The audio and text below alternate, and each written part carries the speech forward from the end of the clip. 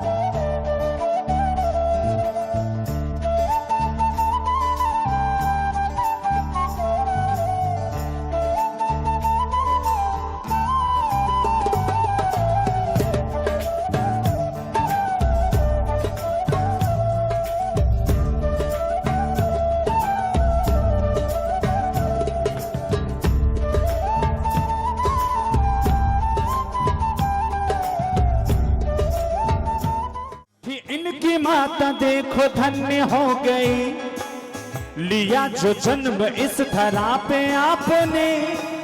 थी एक ही माता देखो धन्य हो गई, लिया जो जन्म इस धरा पे आपने। खिला था फूल इस धरा पे ज्ञान का, खिला था फूल इस धरा पे ज्ञान का। मनाया हर्ष सबने एक साथ में, निहारता चला मैं छवि तेरी बाहर सी।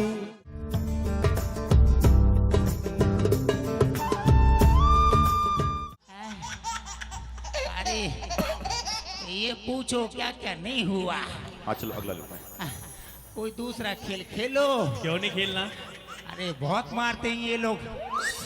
कहाँ मारते हैं? अरे जहाँ चलिए दूसरा खेलो कोई, ये नहीं। कबड्डी का कबड्डी। अब तुझे बताता हूँ मैं, तुझे हरा के रहूंगा। आजा।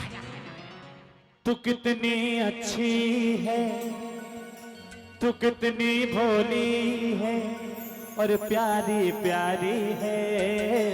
ओ माँ, ओ माँ, ओ माँ, ओ माँ। ओ ये जो दुनिया है ये वन है कांटों का। ओ ये कौन लगा के हैसा, कौन लगा के हैसा, बाजू खा के हैसा, धाम खा के हैसा।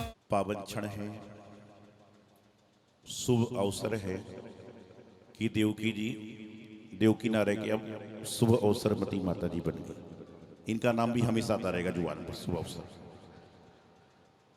महानुभाव, दीक्षा लेना कोई आसान काम नहीं है। दीक्षा देना तो शायद आसान हो सकता है, लेकिन दीक्षा लेना और दीक्षा, आवाज गूंज क्यों रही तुम्हें? ठीक है ना, खाली हमारा चलो, बाकी सब रखो तो भी चलेगा। दीक्षा लेना और दीक्षा देना सरल हो सकता है, लेकिन दीक्षा को जीना बहुत बड़ा कठिन काम होता है। जब भी मैं दीक्षा बोलता हूं तो सौम्यमती माता जी गौर से देखती है। 10 दिन पहले तक दीक्षा ही नाम था ना उनका, तो आदत जाती धीरे धीरे जाएगी।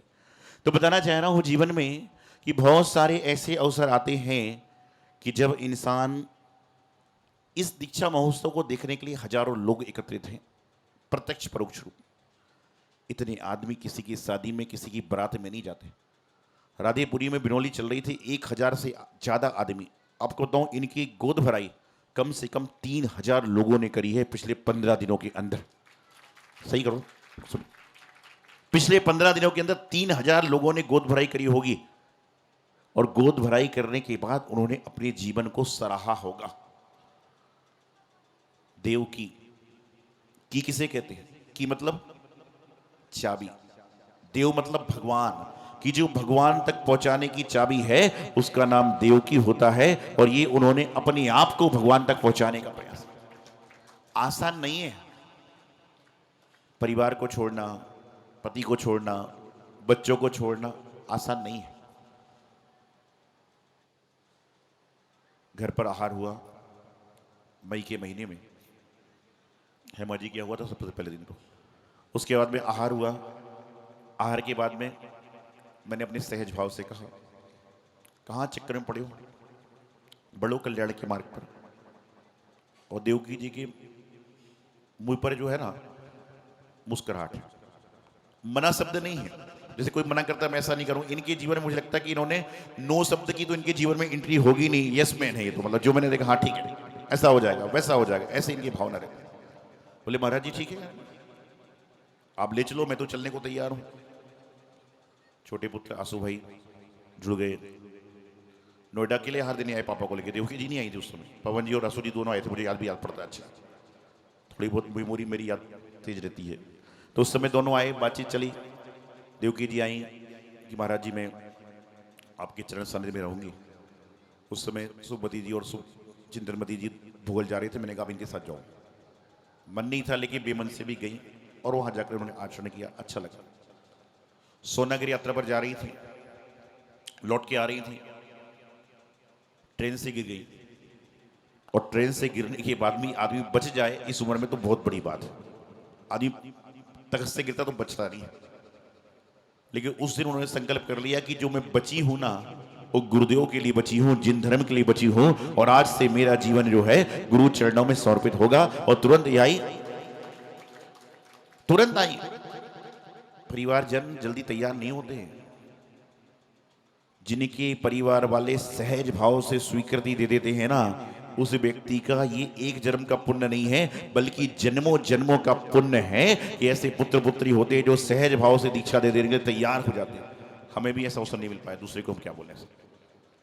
तो मैं बताना चाह रहा हूं जीवन में ऐसा चलता रहा। दीक्षा फाइनल हो गई, सारा कार्य हो गया। कई लोगों के मन में बात है कि 10 तारीख को एक दीक्षा दी, 20 तारीख को दूसरी क्यों दे रहे। इनका मुहूर्त निकाल दिया था 20 अप्रैल का। कचरे वाले पारसनाथ भगवान गुरुदेव के आशीर्वाद। दीक्षा जी का भाव 6 नवंबर में था लेने का। भगवान महावीर स्वामी के पादमूल पर बैठे, बड़ी माता जी संगपूरा बैठा था। ऐसी चली कि देखो 6 नवंबर को तो 2 बार दीक्षा हो चुकी है, लेकिन महावीर जयंती को सबसे पहली दीक्षा हुई थी सुप्रवेश माता जी की। सबसे पहली जो मैंने दीक्षा 2007 में दी थी लासुर गांव में महावीर जयंती को।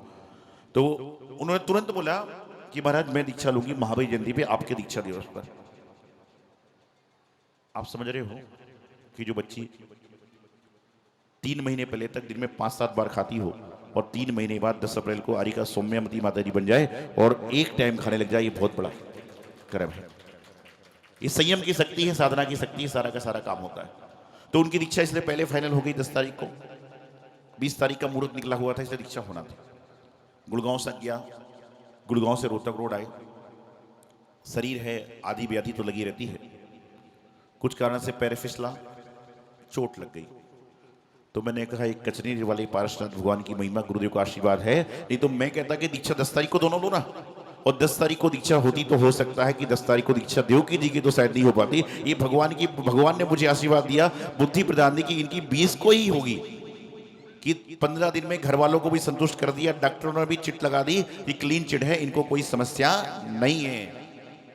और सबसे बड़ी बात कहूं, पवन जी का पूरा परिवार, पूरे जो लोग हैं, एक ही व्यक्ति सबका नाम लेना संभव नहीं है, सभी साधुवाद के पात्र हैं। इतनी समस्या होने के बाद भी सबके मन में एक ही भावना थी कि हमारे देवकी जी की दीक्षा जरूर हो जाए, बाकी कुछ होवे ना होवे। और इसी का परिणाम है कि 15 दिन पहले व्यक्ति को डॉक्टरों ने कह दिया था कि आपको मुश्किल है, लेकिन 15 दिन में वो देवकी से सुअवसरमती बन गई।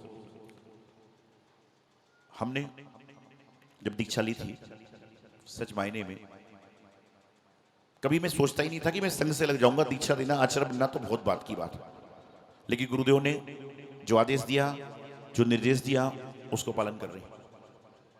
मैंने 24 दीक्षा जब पहले दी, जब तक कुछ भी चलता रहा कोई बात नहीं, लेकिन जब से सौम्यमती माता की दीक्षा हुई, जब से मैंने दीक्षार्थी कहना चालू कर दिया, अब आपका भोजन वो होगा जो मैं करूंगा, ना रसी, ना नमक, ना पत्ती, सब कुछ जो गुरु लेंगे वो तुमको लेना पड़ेगा, तो दीक्षा दूंगा। ये मैंने अब सिस्टम चालू कर दिया, क्योंकि जो मेरे सिस्टम में चलेगा वो मेरे पास खड़े होकर हार लेगा, और जो मेरे सिस्टम में तो दिक्कत होती है कि सारी की सारी। फिर लोग क्या है, इसलिए उनको कह दिया, ओ देवकी जी, मतलब बोले महाराज जी जो आप कहोगे आपकी आज्ञा सिरधार है, और शिष्य का उसी का कल्याण है, गुरु कह रहे हैं और हाथ जोड़कर पिच्ची उठाकर नमस्कार कर रहा है, उसका ही कल्याण होता है। आज हमको दीक्षा लेके 26 साल हो गए, 26 दीक्षा दे दी, आचार्य भी हैं, सारे समाज के लोग मेरे साथ में हैं, लेकिन आज भी हम तो श्वास भी लेते हैं तो पार्षद भगवान से पूछकर और गुरुदेव से पूछकर, उनके बिना तो मैं श्वास भी नहीं लेता हूं, बाकी काम करना तो बहुत दूर की। जो शिष्य गुरु आज्ञा में है उसका कल्याण है। और ये भक्तों को बताना चाहता हूं, मैं शिष्यों को बताना चाहता हूं कि आप लोग मजाक मजाक में कई बार इधर उधर की बात कर लेते हो, ये आपके कर्म बंध का कारण होता है।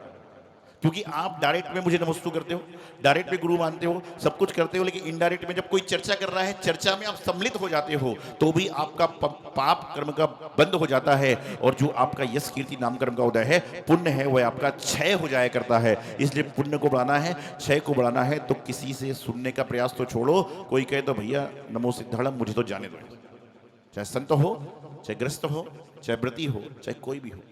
अनजाने में हम लोग चर्चा कर देते हैं, लोगों को, मूर्खों को समझ में नहीं आता है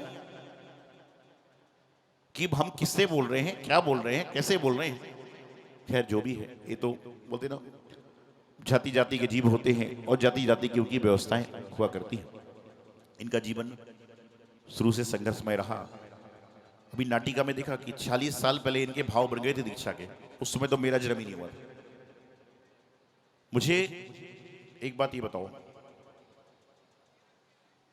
पूनम जी, कि आपकी शादी सुधीर जी से क्यों हुई, मुझे बताओ पहले आप। क्योंकि इनकी शादी का नियोग सुधीर जी से ही था। तो देवकी जी की दीक्षा का जब नियोग मुझसे था, तो 40 साल पहले दीक्षा कैसे हो जाती जब उनका नियोग ही मुझसे था।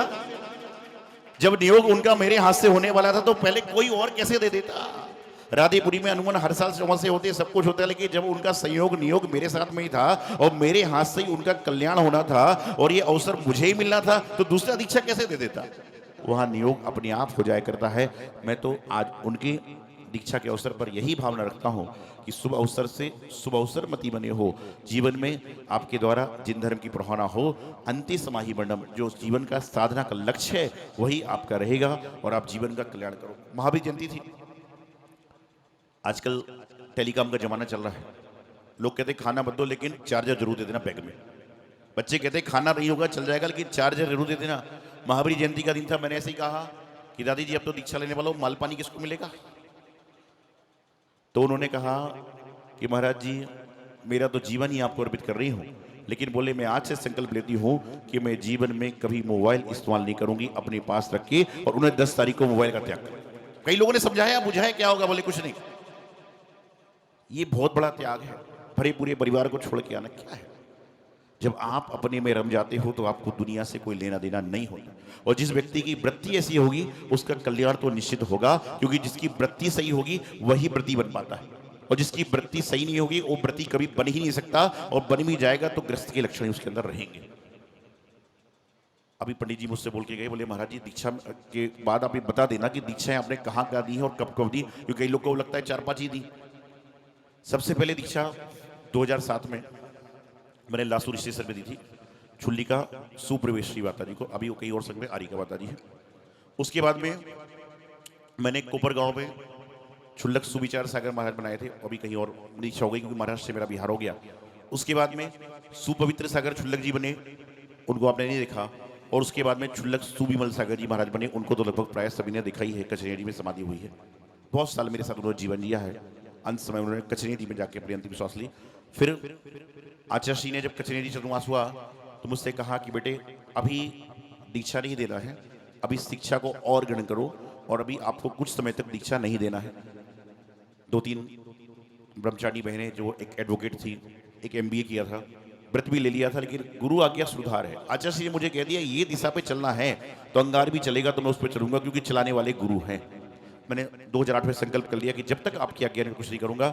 2014 में रोहतक रोड में आचरण पत्र दिया और उन्होंने कहा कि अब तुम जो है दीक्षा शिक्षा दो। अंबाला पहुंचे, अंबाला जाने के बाद में जो हमारी छुल्लिका शुभारंभमती माता जी है, क्योंकि इन सब ने बाकी लोगों की दीक्षा नहीं देखी, लेकिन छुल्लिका शुभारंभमती माता जी ने उनके बाद जितनी दीक्षा हुई है सबकी उन्होंने दीक्षा देखी है। और 2016 में जो है इनकी छुल्लिका दीक्षा दिल्ली कैंट में हुई कि जहाँ की रहने वाली वहाँ हुई। फिर उसके बाद में छुल्लिका सुभाषीसमती माता जी की दीक्षा हुई। उसके बाद में एक अलग जी महाराज संघ में आए थे, सुसागर जी महाराज को बनाया, हमारे शुभकामना सागर जी महाराज बने, सुमति माता जी छुल्लिका बनी पहले। उसके बाद में चतुर्मास महरौली हुआ, महरौली में हमारे 2 समाधि मरण हुए, एक सुखानंद जी की माँ का, अभी आए थे सुखानंद जी, और एक हमारे जो प्रदीप भाई है प्रदीप जी, इनकी माँ का, दोनों की समाधि मरण हुआ। और उसके बाद में पहली आरिका दीक्षा प्राप्त करने का अवसर हमारी सौभाग्यवती माता जी को प्राप्त हुआ कि उन्होंने हमसे पहली आरिका दीक्षा लेने का प्रयास किया। फिर छुल्लक शुभलाभ सागर जी महाराज बने। उसके बाद में मुनीश्वर तीर्थ पर पहली दीक्षा सुमति माता जी की हुई। उसके बाद में पुनश्च ग्रीन पार्क में डूंगरमल जी जो यहीं के रहने वाले थे, उस शुभकर्म सागर जी महाराज बने, समाधिस्थ हुए। उसके बाद में शुभचिंतनवती माता जी की छुल्लिका दीक्षा ग्रीन पार्क में हुई। उसके बाद में इंदौर के समीप हमें बाहुबली जी मिले और बाहुबली से वह शुभ बाहुबली सागर जी महाराज बने। उसके बाद में छुल्लिका शुभ भावनामती माता जी बनी। उसके बाद में संघ चलाता रहा, आते रहे जाते रहे। उसके बाद में 2 दीक्षाएं जनकपुरी में हुई, शुभ मुहूर्तमती और शुभ मंगलमती नाम हुआ उनका। उसके बाद में पुनश्च बाद में नोएडा चतुर्मास से आपको पता है 2 समाधि हुई, सुभेंद्र सागर जी महाराज की और जो हमारी शुभचिंतनवती माता जी हैं, इन्होंने भी नारी जाति का कल्याण किया, अपने ससुर की दीक्षा कराई और शुभ क्रिया सागर जी महाराज बने। उसके बाद में हमारे शुभचंद सागर जी महाराज, शुभचिंतनवती माता जी, शुभचर्यामती माता जी और 25वें नंबर पर